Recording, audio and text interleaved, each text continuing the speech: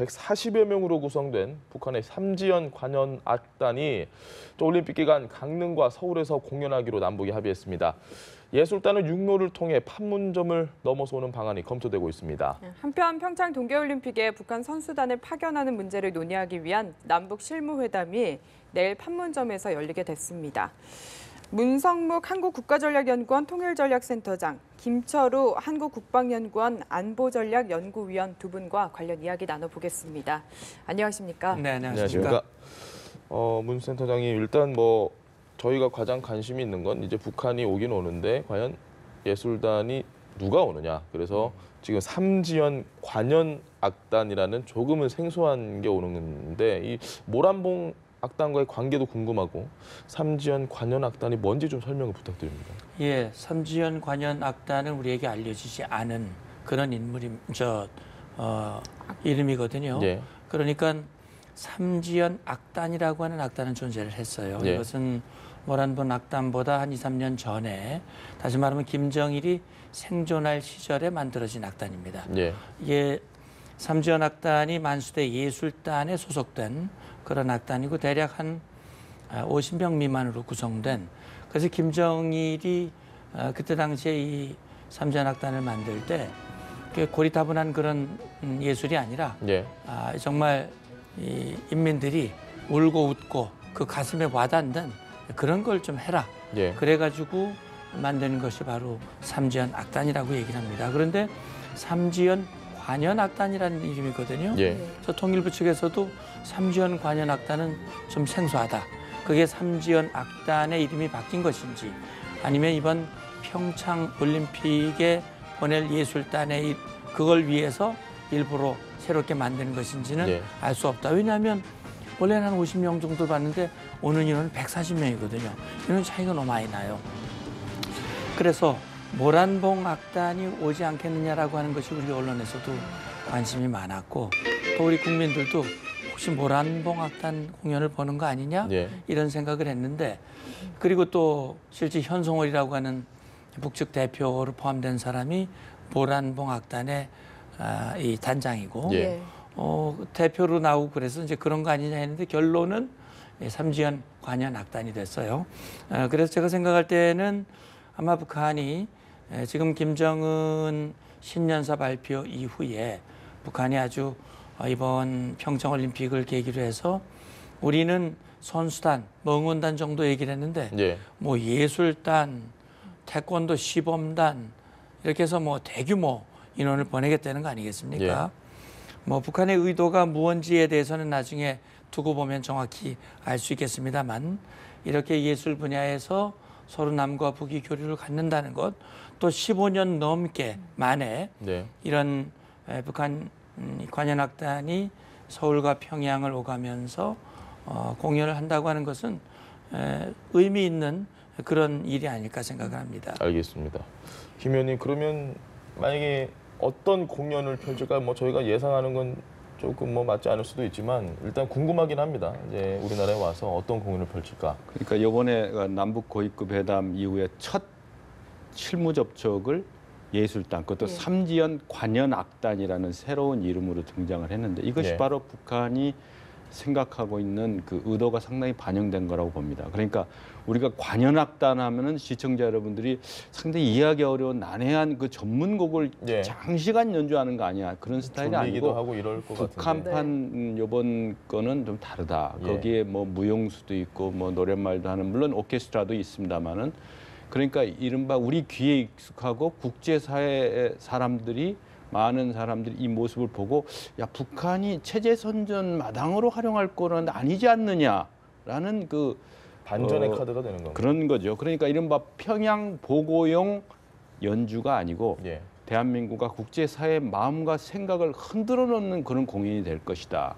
그렇게 하기 위한 준비된 거고 거기에 실질적인 기획자는 현송월이다. 물론 어저께 차석 대표 형태로 참석을 했습니다만은 이런 거 봤을 때 북측에서 얘기하는 그 문화예술단의 공연은 관현악단이면 아주 듣기도 오랫동안 장기간 몇 시간 들어야 되는 그런 거 아니냐. 그런 형태가 아니고 프로그램 구성 자체가 상당히 북한에 대해 갖고 있는 그 기존의 인식을 뒤흔들어 놓는 그 그래서 실질적 효과를 거두는 그런 방향으로 나가지 않을까 그렇게 추정을 해봅니다. 그래서 실질적인 내용에 있어서는 그리고 서울뿐만 아니고 그 강릉에서 예. 지방에서 네. 공연한다는 것이 상당히 더 의미가 있고 그래서 실질적인 공명이라든지 거기 무대 세팅이라든지 여러 가지 그 진행 이런 것이 또 그 리성건이가 첫 마디가 뭐라냐면 기자 선생님들한테 잘 보여야 됩니다. 하는데 이것이 과연 생방송으로 보도될 것이냐 안 될 거냐. 예. 거기서 강릉 어느 공연장에서 공연하는 것이 아니고 이것의 아주 중요 부분이 전 세계로 나가는 그런 것까지도 염두에 둔 예. 고도의 21세기형 북한판 선전 무대로 활용하는 거기 때문에 그거를 명확하게 알아야 된다는 거죠. 그래서 운동선수 그 평창 올림픽 현장에서 뛰는 선수 이외에 예. 많은 그 어떤 선전 선수들이 온다. 그리고 사전 답사도 할 거기 때문에 아마 우리 통일부 당국에서도 이런 걸 다 알기 때문에 긴밀하게 조율하고 협조할 거는 협조하지만은 과하다 싶을 거는 적절히 제재하고 저는 아마 이것이 연합뉴스를 비롯해서 이 생방송이 되느냐 안 되느냐 이것에 어떤 밀고 당기가 더 있지 네. 않을까 이렇게 봅니다. 네, 지금 저희가 이야기를 나누는 와중에 김백준 전 청와대 총무기획관이 서울중앙지법에 영장 심사를 받기 위해서 출석하고 있다고 합니다. 지금 출석하는 모습 직접 보시겠습니다. 특활비 4억 원 받은 혐의 네, 인정하십니까? 김백준 전 청와대 총무기획관은 이명박 정부 시절에 국가정보원에서 4억 원 이상의 특수활동비를 수수한 혐의를 받고 있습니다. 네, 김진모 전 비서관이 조금 전에 출석을 했고 비슷한 같은 혐의입니다. 국정원으로부터 특수활동비를 수수한 혐의를 받고 있는 김백준 전 기획관 역시 법원에 출석하면서 기자들의 질문에는 특별한 지금 언급을 하지 않은 것으로 보입니다. 네, 김 전 기획관의 구속 여부는 이제 오늘 밤 늦게나 결론이 날 것으로 보입니다. 이 결과에 따라서 검찰 수사가 이 전 대통령을 정조준할지 여부도 결정이 될 것으로 보이는데요. 일단 네. 이 두 사람에 대해서 영장 심사가 진행이 될 것이다 이런 이야기를 듣고 이명박 전 대통령 측이 긴급 회의를 했다 이런 보도가 나오기도 했는데 아직까지 특별한 입장은 없는 상황입니다. 네. 저희는 계속해서 이 외교 안보 대담을 좀 이어가도록 하겠습니다.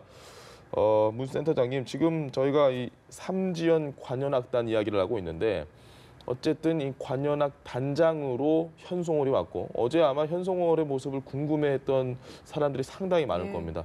현송월이 상당히 좀 밝은 모습 그리고 발언도 많이 했다고 해요. 어제 어떻게 보셨습니까? 예, 이제 말씀하신 대로 삼지연 관현악단이 와서 우리 김철호 박사님이 설명을 잘 해주셨는데 예.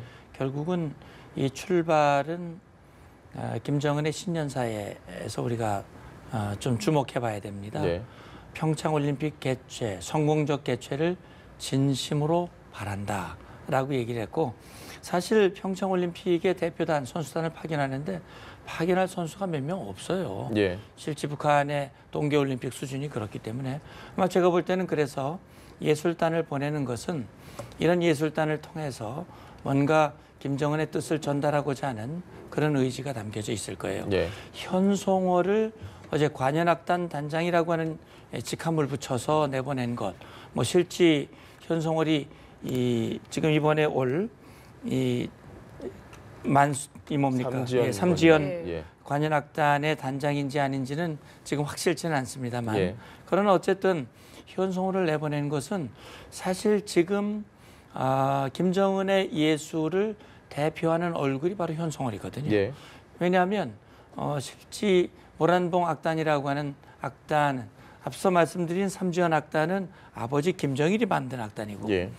모란봉 악단은 아들 김정은 지금의 현 집권자가 만든 악단이거든요. 그리고 김정은이 심혈을 기울여서 만들었고 아주 북한에서 가장 인기 있는 가장 권위 있는 악단으로 이제 우뚝 섰고 그 악단장을 지금 현송월이 맡고 있단 말이죠. 예. 그리고 계급은 대좌를 달고 있지만 작년에 조선노동당 그 인민위원회에서 후보위원, 후보위원, 예. 그러니까 중앙위원회 후보위원이 됐다고 하는 것은 사실 북한을 움직이는 한 500명 안에 들어가 있다는 얘기예요. 예. 그러니까 굉장히 중요한 정치적으로도 중요한 인물이고 그렇기 때문에 현송월을 대표단 물론 차석 대표 직함입니다만 내보냈다고 하는 자체도 김정은의 강한 의지가 담겨져 있는 것이고요. 그러다 보니까 실제 이제 현성호는 북한에서 최고 인기 있는 가수 중에 한 사람, 예술인 중에 한 사람이죠. 예.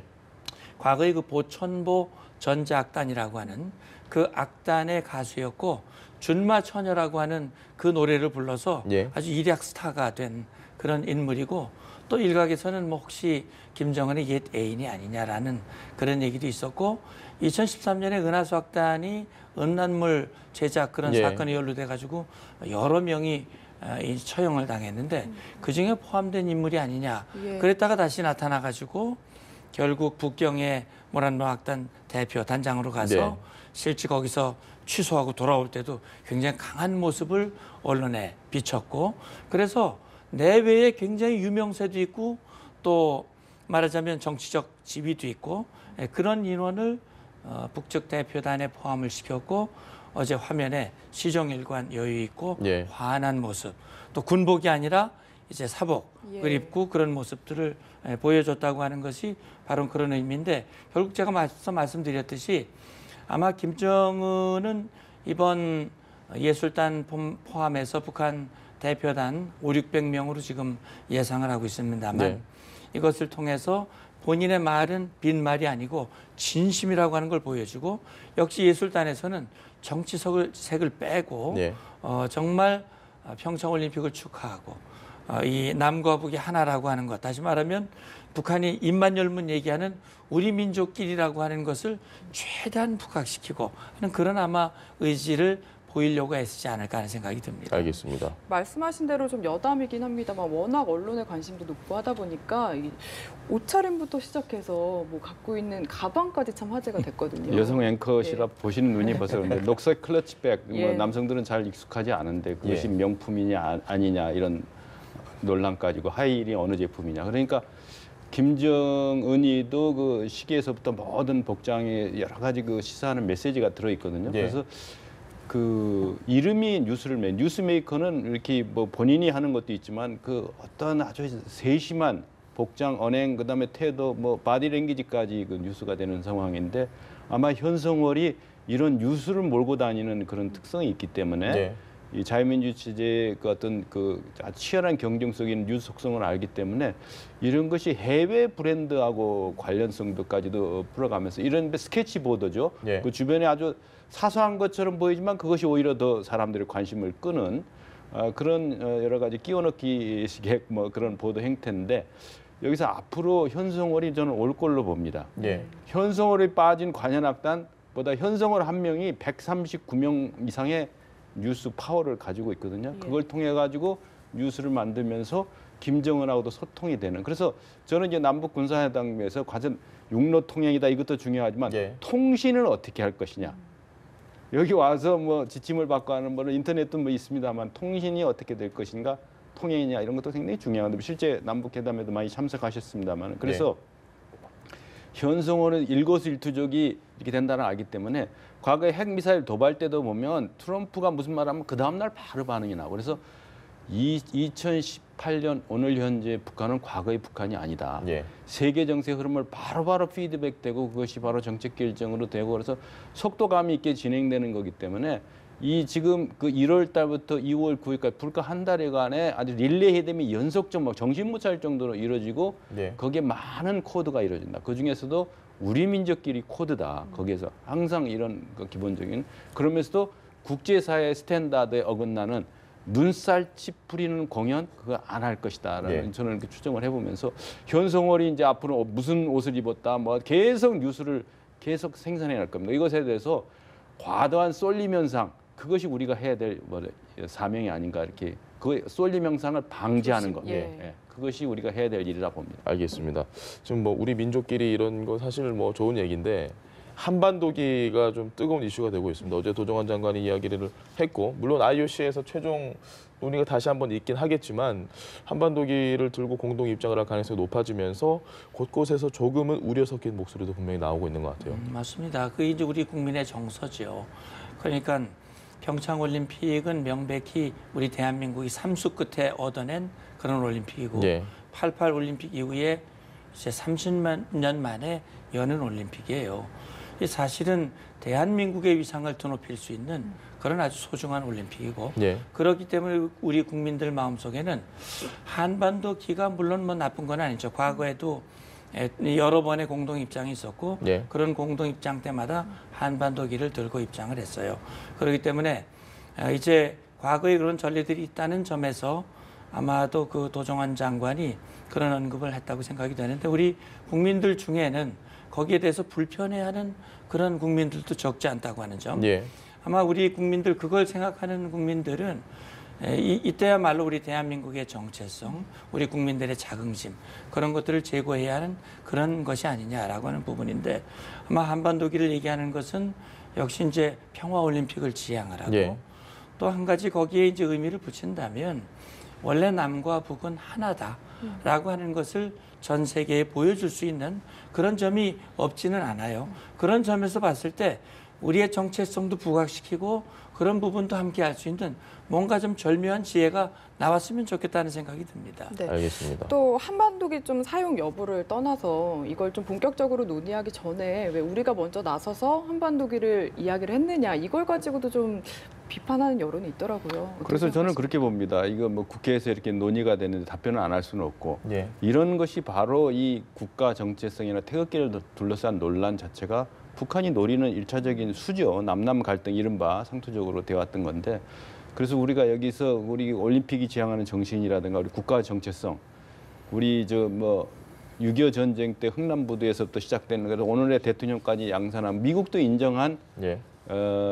이런 그 대한민국의 그 어려움을 극복한 그 놀라운 그 기적 같은 국회 연설에서 얘기했지 않습니까? 11월 7일 날 그런 같은 거를 다시 그 한국의 신화를 창조하는데 물론 한반도기 뭐 이런 것도 중요하지만은 그거보다 더 근본적인 가치가 우리가 더 필요하다. 그래서 이 힘이 과연 어디서 나오느냐?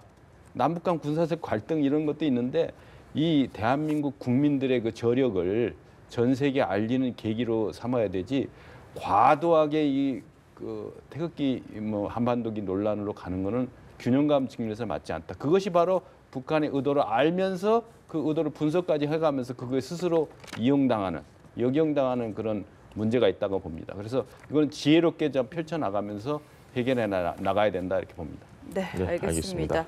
지금까지 문성묵 한국국가전략연구원 통일전략센터장, 김철우 한국국방연구원 안보전략연구위원 두 분과 관련 이야기 들어봤습니다. 오늘 두 분 말씀 잘 들었습니다. 감사합니다. 고맙습니다.